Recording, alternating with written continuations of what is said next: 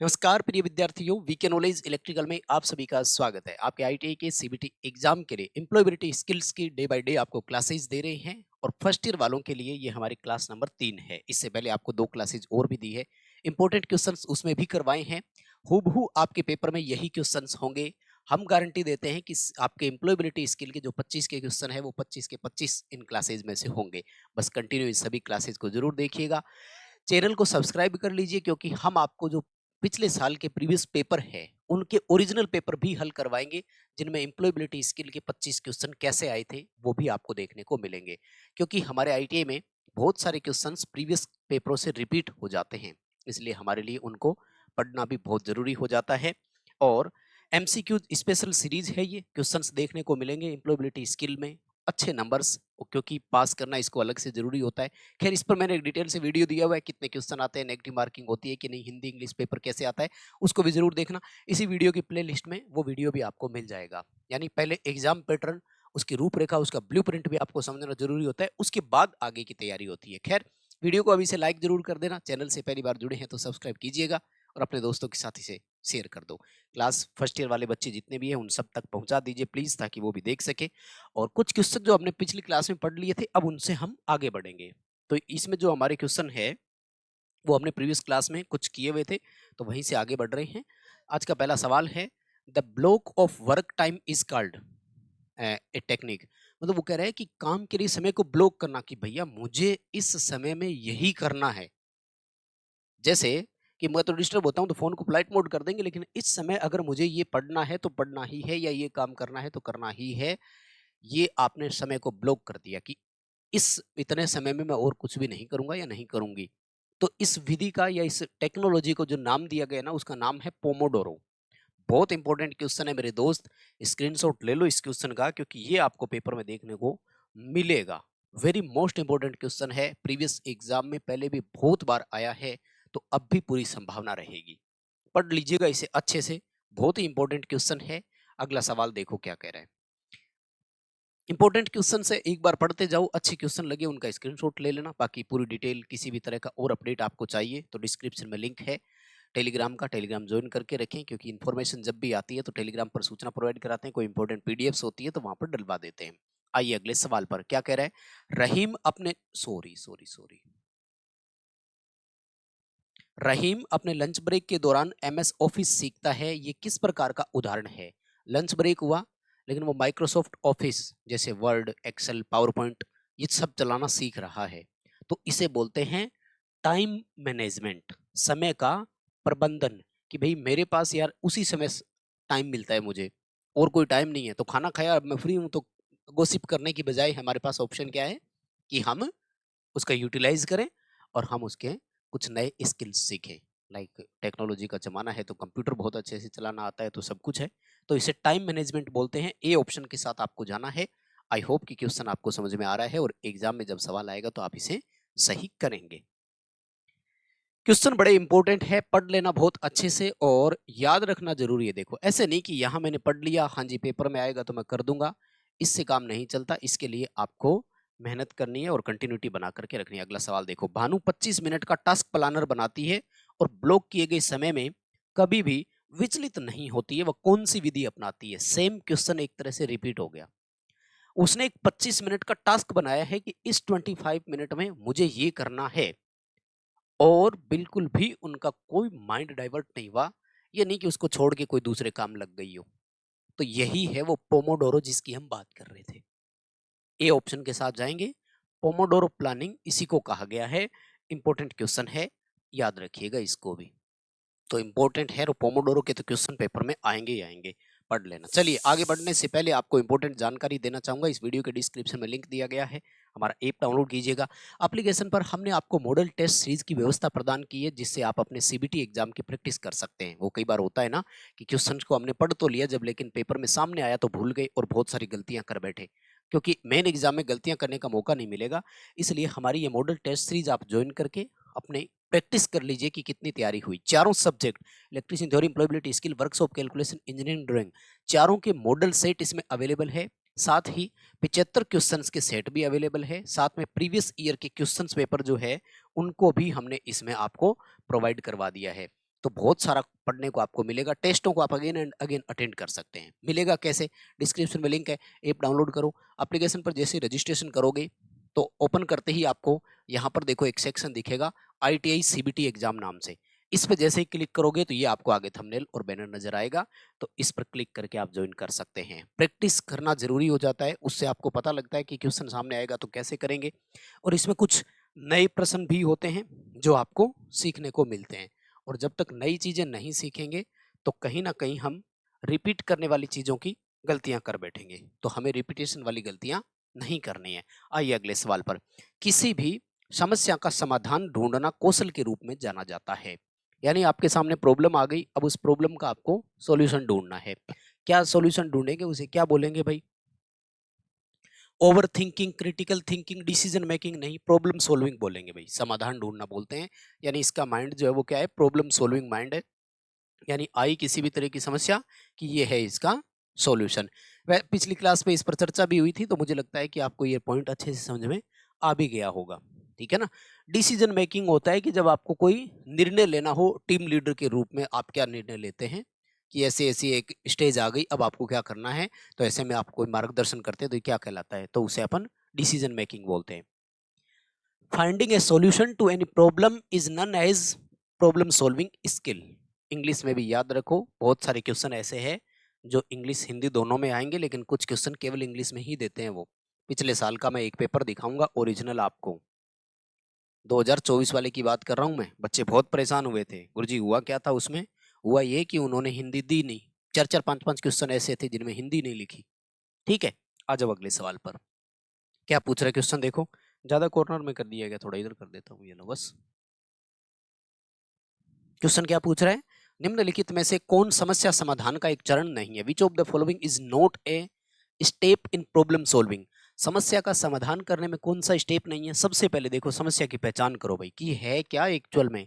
उसके बाद समस्या को भागों में बांटो, अलग अलग पार्ट में डिवाइड कर लो कि चलो इसका ये सॉल्यूशन ऐसे करेंगे, इतना सा ये सॉल्यूशन हो जाएगा। उसके बाद में टाइमर सेट करें। नहीं नहीं नहीं नहीं, टाइमर का कोई मतलब नहीं है।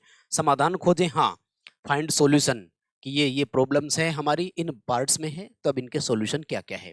सी ऑप्शन के साथ जाएंगे। टाइमर सेट करना प्रॉब्लम सॉल्यूशन का पार्ट नहीं है।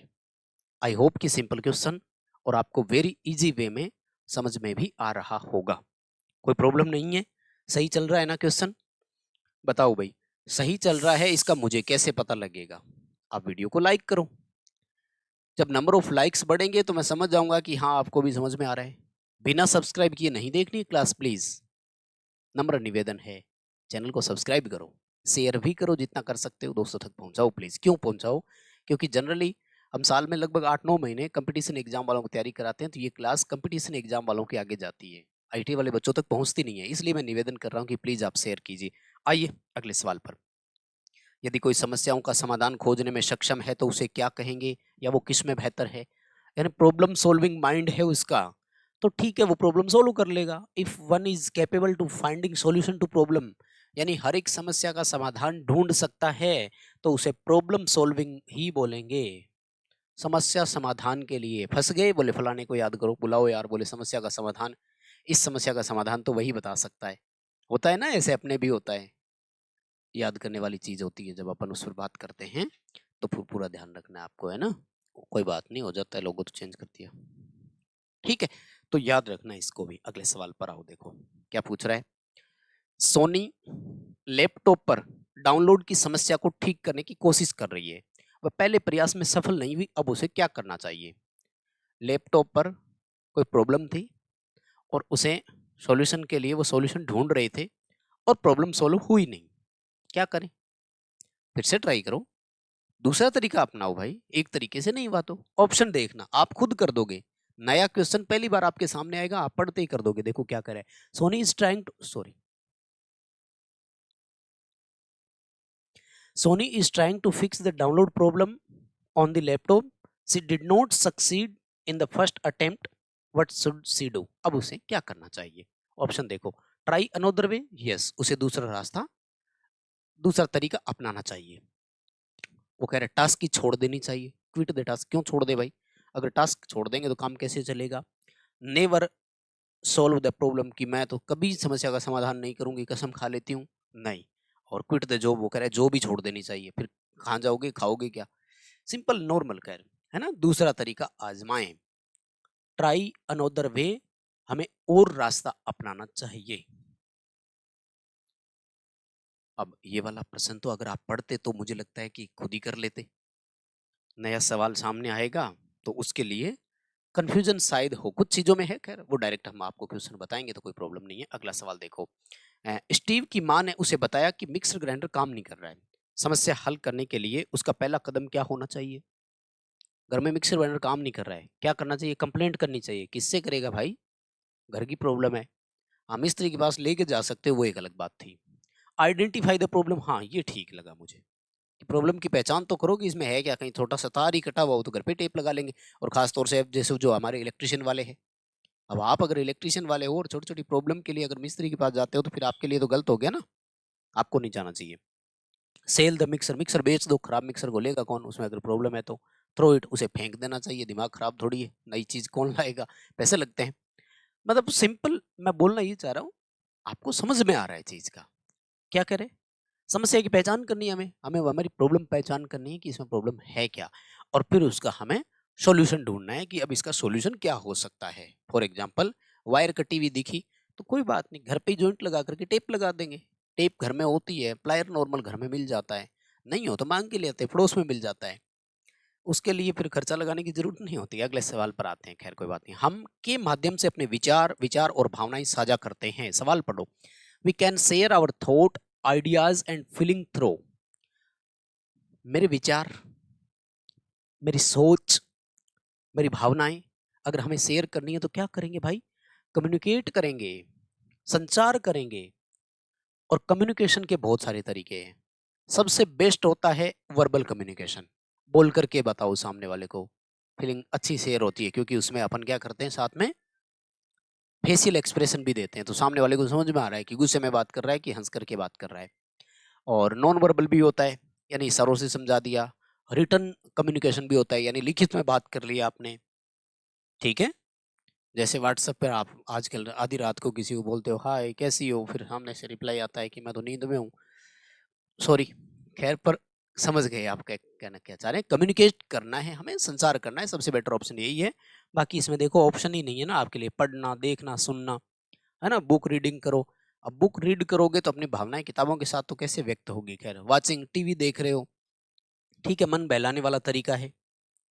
ऑप्शन आप समझ जाएंगे मुझे लगता है, जब सवाल सामने आएगा तो किसी को कोई प्रॉब्लम नहीं है।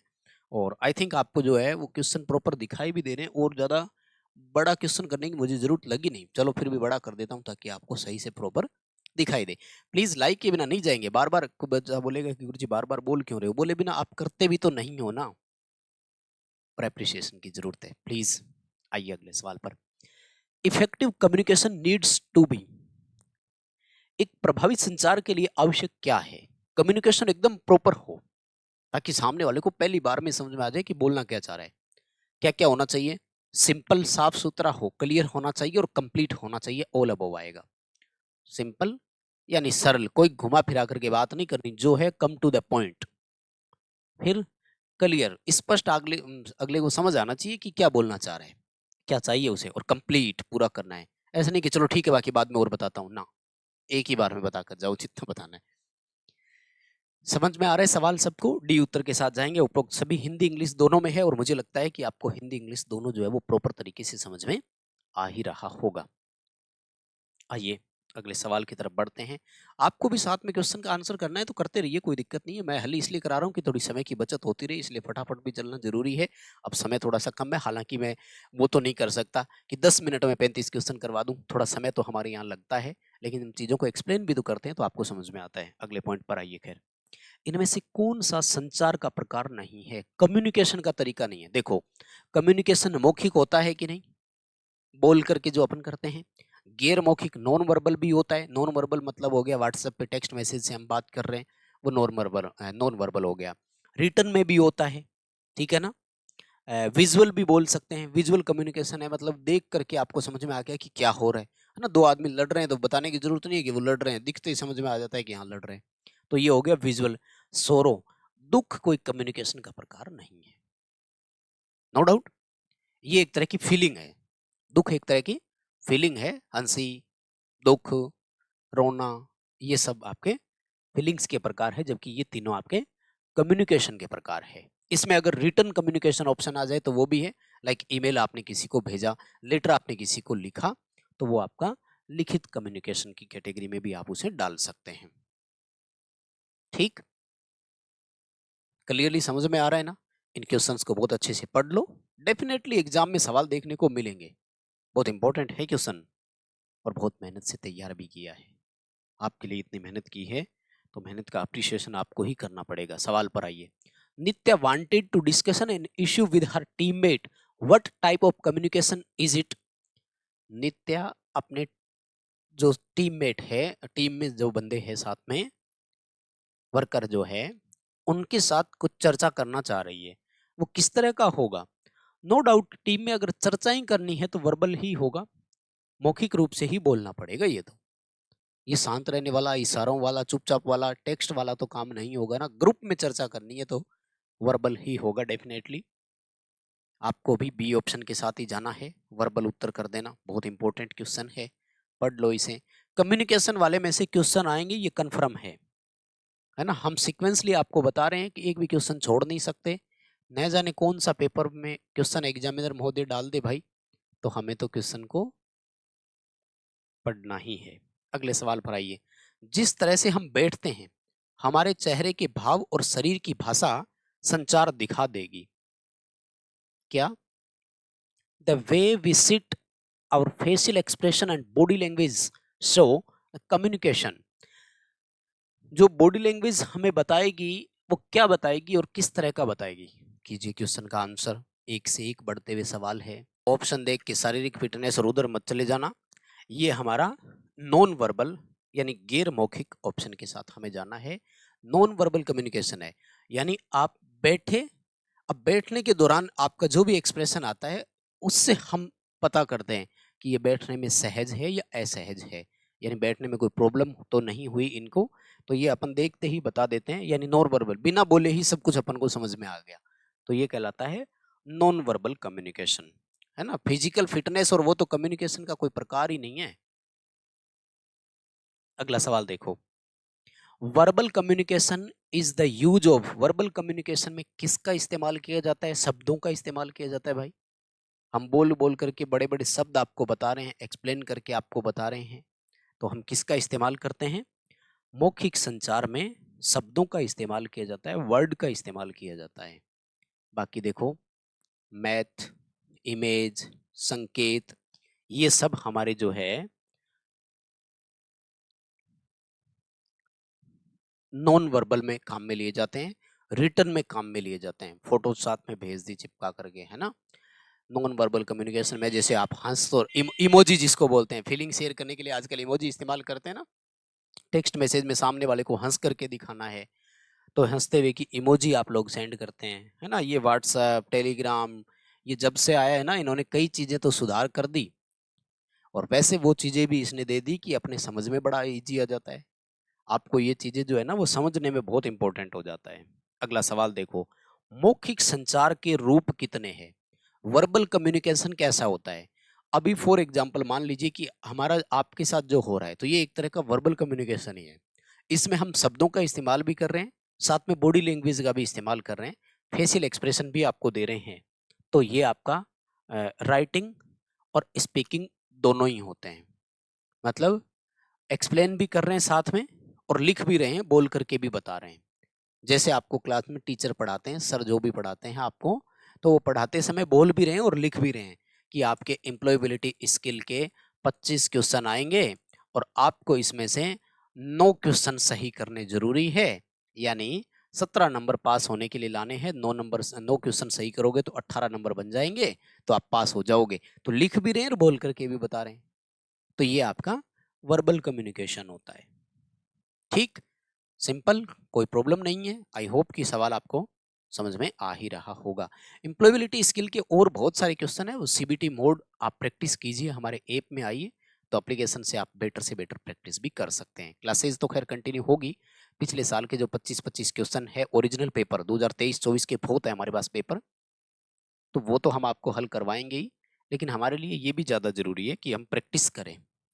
खुद से प्रैक्टिस करना तो और भी बेटर है ना। नेक्स्ट सवाल देखो, क्लियर कम्युनिकेशन लीड टू, यानी अगर एक कम्युनिकेशन हमारा क्लियर होगा, स्पष्ट होगा ना, तो उससे क्या बेनिफिट मिलेगा? उससे बेनिफिट मिलेगा कि काम फास्ट होगा भाई। आपको जो चाहिए, जिसको चाहिए, वो आपने एग्जैक्ट पॉइंट टू पॉइंट उसको समझा दिया, तो सामने वाला आपको परफॉर्म भी करके देगा, तो आपको परफॉर्मेंस भी जो है वो देखने को मिल जाएगी वहां से। तो ये वाला आपका ऑप्शन रहेगा, ठीक है ना। देखो नेक्स्ट क्वेश्चन और देखो क्या पूछ रहा है कि सीता अपने ग्राहक से बात कर रही है कि अपने व्यवसाय को कैसे बेहतर बनाएं। ये किस प्रकार का कम्युनिकेशन है? मतलब अपने बिजनेस के बारे में कि उसको इम्प्रूव करना है ना। Sita is speaking to her customer to understand how to improve her business, what type of communication. बताइए भाई कि भाई हम हमारे बिजनेस में और क्या सुधार कर सकते हैं। ग्राहक से फीडबैक ले रहे हैं एक तरह से, तो ये हमेशा वर्बल कम्युनिकेशन ही होगा, है ना। कस्टमर का फीडबैक जो है आपको वर्बल फॉर्म में ही मिलेगा, यानी मौखिक संचार या मौखिक रूप में हमें प्रतिक्रिया प्राप्त होती है, ठीक है ना। जो गिग इकोनॉमी होती है ना, आपके सेकंड ईयर में आएगा, फर्स्ट ईयर में तो शायद नहीं है। ये जैसे ओला, उबर, टैक्सी वाला, जोमेटो, स्विगी, ये जो होते हैं ये गिग इकोनॉमी, ऐप आधारित इकोनॉमी होती है। इनके फीडबैक रेटिंग बेस पर होते हैं। लेकिन जो दुकान, ग्राहक, एग्जीक्यूटिव, ये चीजें जो आती है ना, ये आपकी वर्बल कम्युनिकेशन में होती है। इनकी मौखिक प्रतिक्रियाएं प्राप्त होती है हमें, है ना। सिंपल बेसिक चीजें हैं, अगर व्यवहारिक तौर पर भी समझोगे तो आपको सवाल समझ में आ जाएगा, मुझे लगता है कोई प्रॉब्लम नहीं है। हाँ हाँ ठीक है, कोई बात नहीं। ओके, देखो नेक्स्ट क्वेश्चन देखो, राज और तेज एक दूसरे से केवल फोन पर ही बात कर रहे हैं, ये किस प्रकार का है? बताओ भाई। केवल फोन पर बात कर रहे हैं, कौन सा बोलेंगे इसे? बात कर रहे हैं ना, बोल कर ही कर रहे होंगे, फिर टेक्स्ट मैसेज थोड़ी कर रहे हैं। टॉक तो वर्बल कम्युनिकेशन के साथ ही जाएंगे फिर तो। मौखिक संचार हुआ ना, फोन पे बात कर रहे हैं, बोलेंगे ही एक दूसरे से। चैटिंग कर रहे होते हैं ना एक दूसरे से व्हाट्सएप पे, तो वो आपका जाता नॉन वर्बल कम्युनिकेशन में, ठीक है। अगला सवाल देखो, ये वाला क्वेश्चन ना थोड़ा सा मुझे लगता है कंट्रोवर्शियल रहेगा आपका, लेकिन उत्तर क्या करना है उस पर भी मैं चर्चा करूंगा। Letter is a form of communication, non verbal, spoken, written, telephone, ये क्या हुआ? यहाँ तो ऑप्शन ही शुरू हो गए, क्वेश्चन यही खत्म हो गया भाई, इनको मत पढ़ना। ये तो ऑप्शन है भाई, क्या लिखा है आज यार आपने, ये भी ऑप्शन है। जो आपने एक पत्र लिखा है ना, ये किस प्रकार का कम्युनिकेशन है?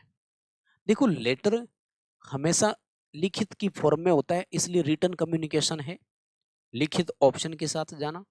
लेकिन ईमेल भेजना, टेक्स्ट मैसेज भेजना, पत्राचार करना, ये सब नॉन वर्बल भी तो होते हैं ना। अब आपके यहाँ दो ऑप्शन है, तो फर्स्ट ऑफ ऑल मैं आपको बताऊं, निमी के जो आंसर सीट होती है उनमें आपको यही दिया हुआ है।